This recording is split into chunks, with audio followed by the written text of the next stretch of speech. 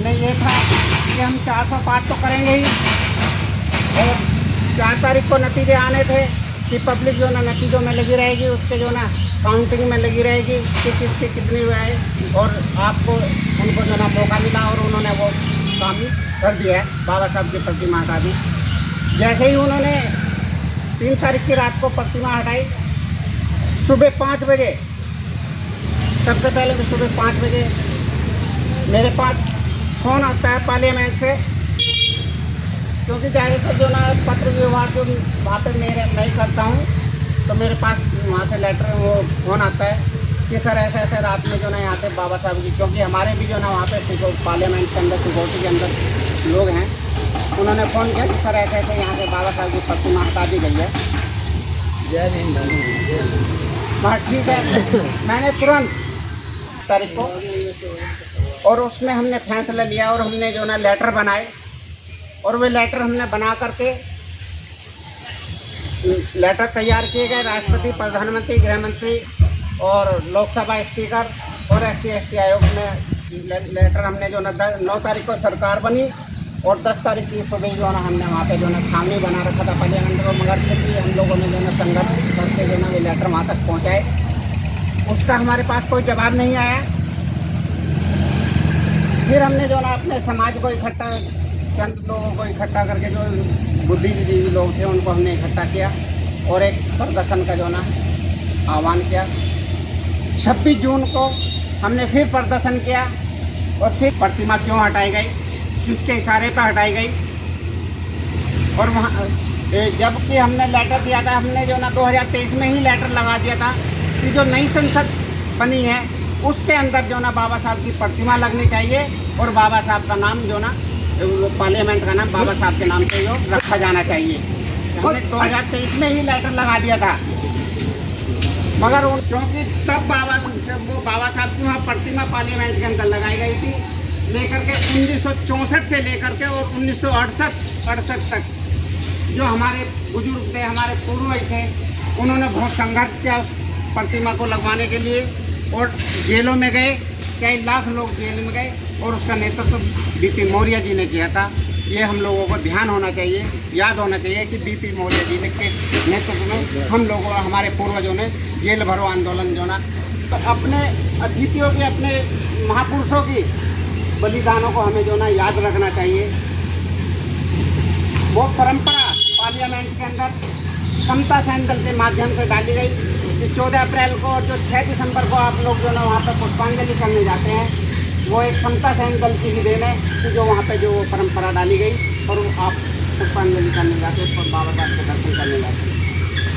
वहाँ की अपार भीड़ को देखते हुए मनुवादी डरने लगे, और उनको ये लगा कि जो मेला हर साल जो बढ़ता जा रहा था, पब्लिक वहाँ जो हर साल बढ़ती जा रही थी, उनको लगा कि जबकि उनके जहन में यही है कि अम्बेडकरवादी कभी भी जो BJP को वोट नहीं देता, तो उन्होंने षड्यंत्र रचा कि जब यहाँ पे पार्लियामेंट के अंदर प्रतिमा ही नहीं होगी तो फिर यहाँ ये प्रोग्राम ही नहीं होगा, तो उन्होंने जो ना ये षड्यंत्र के तहत जो ना वो प्रतिमा को हटाया गया वहाँ से।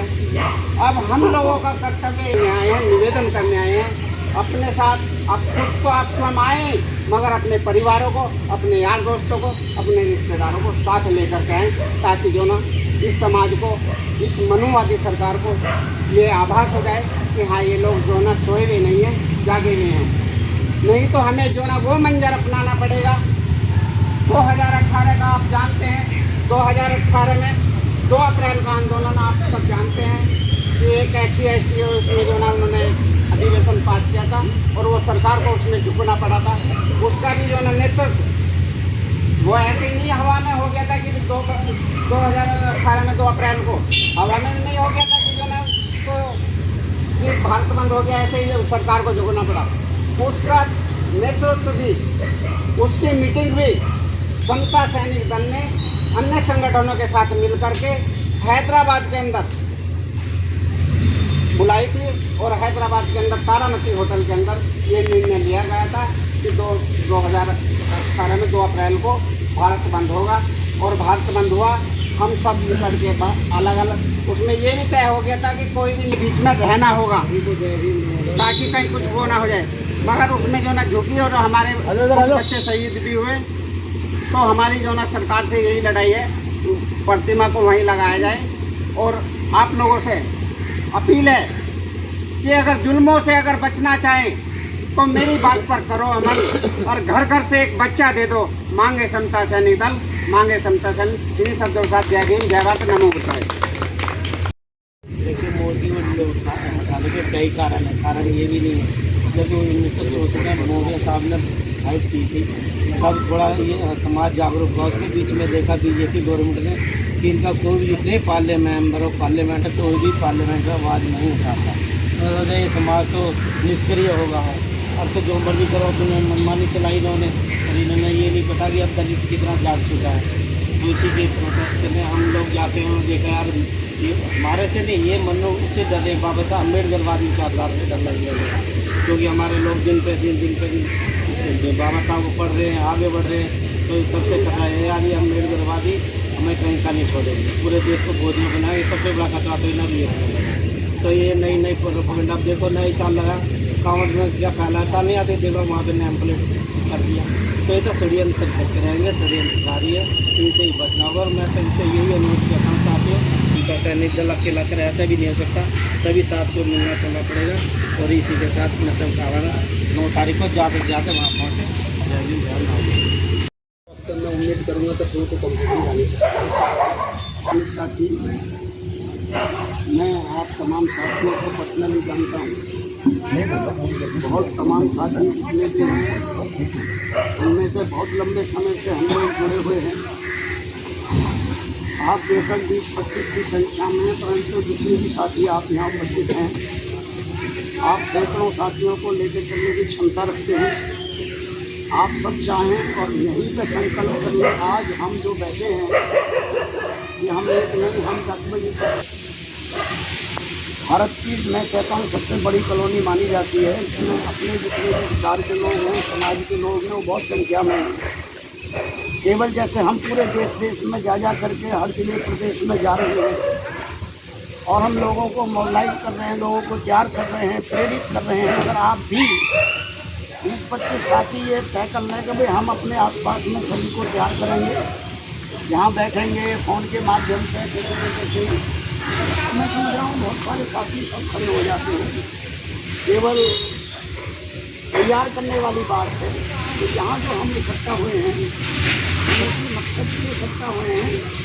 हमें आशा भी करके नहीं हुए आए हैं यहाँ पर सागर जी, हमें आशा करके नहीं आए कि वो सम्मेलन के टाइप के लोग इकट्ठे होंगे। 14 अप्रैल या जब कोई फंक्शन होता है उसमें वो अलग जायका होता है, अलग प्रोग्राम होता है, उसमें सभी लोग होते हैं, अपना पूरा समाज। परंतु जब ऐसी कोई मीटिंग होती है किसी में निर्णय लेने की, उनकी भूमिका को निभाएंगे, फैलाएंगे, ऐसा मेरा आपसे निवेदन है। बहुत सारी बातें हमारे डॉक्टर जसपाल जी, राजकुमार जी और इनसे भी ज़्यादा आप भी तमाम साथियों ने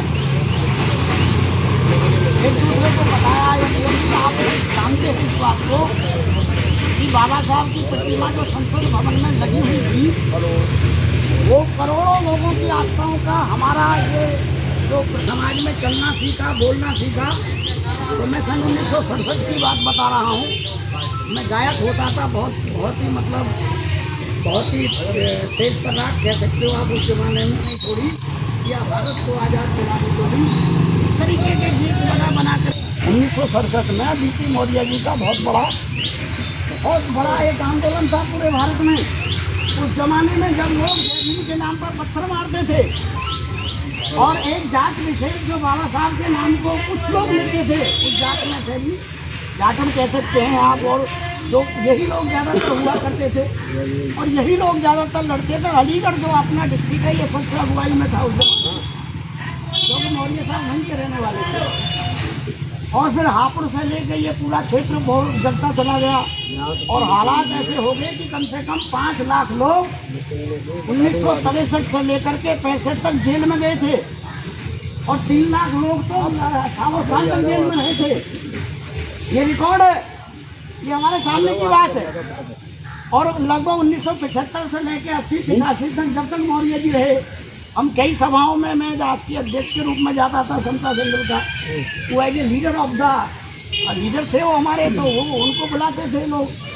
तो कहने का मतलब ये उन्हीं की लीडरशिप में ये प्रतिमा स्थापित हुई थी 1967 में, और 2 अप्रैल के दिन ये उसमें पड़ा हुआ है। वहाँ आप जब देखेंगे तो उसमें डेट वगैरह पड़ी हुई है। तो वो प्रतिमा केवल सरकार ने नहीं लगाई थी, मेरा ये कहने का मतलब है वो प्रतिमा सरकार ने नहीं लगाई थी, समाज के लोगों ने लगाई थी। उस जमाने का समाज देखिए ना आप, जो पढ़ा लिखा नहीं था 1965 में, 1950 में 1965 में बहुत बड़ा समाज पढ़ा लिखा नहीं था। उस जमाने में IAS PCS, उस जमाने में IAS PCS इंजीनियर डॉक्टर नहीं थे। सुनिए आप, सुन लो आप, क्वेश्चन करेंगे मुझे पूछ लेंगे, मुझे पता है सारा, रिकॉर्ड है हमारे पास हर चीज़ का। 1950 से लेकर के और जब तक BP मौर्य जी किसानों लेकर चल रहे थे, उस जमाने में हमारे लोग IAS PCS नहीं थे, क्योंकि बाबा साहब ने आज़ादी उसी वक्त दिलवाई थी। 1950 में भारत ही आज़ाद हुआ था। इतनी जल्दी कहाँ से IAS PCS इंजीनियर इस समाज में हो जाएंगे? पूरे भारत में लोग नहीं थे, अंग्रेजों का तमाम सिस्टम था भारत में। उसके बाद में केवल BP मौर्य जी ऐसे थे जो प्रोफेसर थे, जो कानून के वकीलों को पढ़ाने का काम करते थे, और उनके साथ में ही कुछ साथी उन्हीं के ज़माने, उन्हीं के समय में बाबा साहब अम्बेडकर ने विदेशों में भेजा था पढ़ने के लिए, जिसमें NGO जी थे, वो हमारे साथ रहे थे। क्योंकि समता सेंटर का राष्ट्रीय प्रमुख में आज से नहीं हूँ, कि अब की बात है, सन 1975 में मुझे दल का संयोजक चुना गया था, BP मौर्य जी के भी द्वारा, औरों के द्वारा भी, भारतीय बौद्ध महासभा के द्वारा भी, और प्रोफेसर जोगेंद्र कबाड़े का आपने नाम सुना हो, ये तमाम लोग मेरे साथ रहे। RS गवई जो गवर्नर रहे वो मेरे साथ रहे। तो हम कोई आज के व्यक्ति तो है नहीं, हमें 50 साल तो समाज में काम करते करते हो गया। आप जो कह रहे थे हर चीज़ें दिखाई पड़े हैं, तो अब तो हमारी 70 साल की उम्र हो गई। बाईपास सर्जरी किसी की हो जाए, बाईपास सर्जरी दुनिया का सबसे बड़ा और खतरनाक ऑपरेशन होता है हार्ट का। उसकी नसें यहाँ से टांग में से निकाली जाती है, ये ऑपरेशन होता है। दूसरी टांग का भी होता है, पूरा सीना चीरा जाता है, तब हार्ट को बाहर निकाल के तब उसको नए सिरे से बनाया जाता है। इस हालत में हम हैं इस वक्त आपके सामने, परंतु हमने ये निश्चय किया हुआ है, अभी जो आप बता रहे, इसमें किसी व्यक्ति का नाम नहीं मिलेगा, चाहे उमेश सिंह गौतम ही क्यों ना सही, इसमें किसी व्यक्ति का नाम नहीं मिलेगा। राजनीतिक नेता की तो बात छोड़ दीजिए आप। 26 जून को हम हुई थे, हमारे बहुत सारे जवान थे, सैकड़ों जवान समता सेंटर के आपने देखे होंगे वहाँ, परंतु वहाँ एक गलती हो गई थी। मीटिंग तो हम नहीं बुलाई थी अम्बेडकर भवन पर, उसके लिए भी, और वहाँ एक कैंप के नाम पे हमारे साथी संबंधी जो समाज के थे, उनको गलती से ऐसा बना दिया गया भाई इनकी अध्यक्षता में होगा। सच ये है कि एक व्यक्ति कितना ही बड़ा क्यों ना सही, अगर उसकी अध्यक्षता में कोई काम कर दिया गया तो वो सफल नहीं होगा, और होगा तो अव्यवस्थित होगा। परंतु संस्थागत रूप से अगर किया जाता है, क्योंकि संस्था में एक व्यक्ति नहीं होता, पूरा समाज होता है संस्था के साथ में, तो अब की बार बहुत सोच विचार करके किया गया है। अभी जो अम्बेडकर भवन पर एक मीटिंग बुलाई गई थी, उस मीटिंग के अंदर में 122 संगठन थे, चाहे वो भीम आर्मी के लोग हैं, चाहे वो भारतीय बौद्ध महासभा के लोग हैं, बहुत सारे संगठन तो इसमें ये छपे हुए हैं। ये ऐसे हवा में नहीं छपे, रजिस्टर का साइन है सबके, अम्बेडकर भवन के रजिस्टर में सबके साइन हैं वहाँ पर। और सब लोगों ने ये सहमति दी कि साहब समता सेंटर ऐसा संगठन है जो किसी व्यक्ति के द्वारा नहीं चलता, पूरे समाज के द्वारा चलता है। और आज से नहीं है, बाबा साहब के ज़माने से है। बाबा साहब ने बनाया था इस संगठन को 1924 में, जब भारत गुलाम था, तब से लेके आज तक ये समता सेंटर चल रहा है। कभी कम कभी ज़्यादा, वो अलग विषय है। आदमी को उम्र तो ऐसी होती है, जवानी में ताकतवर होता है, बुढ़ापे में जाते जाते ढीला हो जाता है, ऐसे ही संगठनों की बात है। तो मेरा आपसे निवेदन है, मेरा जुड़ाव आप लोगों से रहा है, जब भी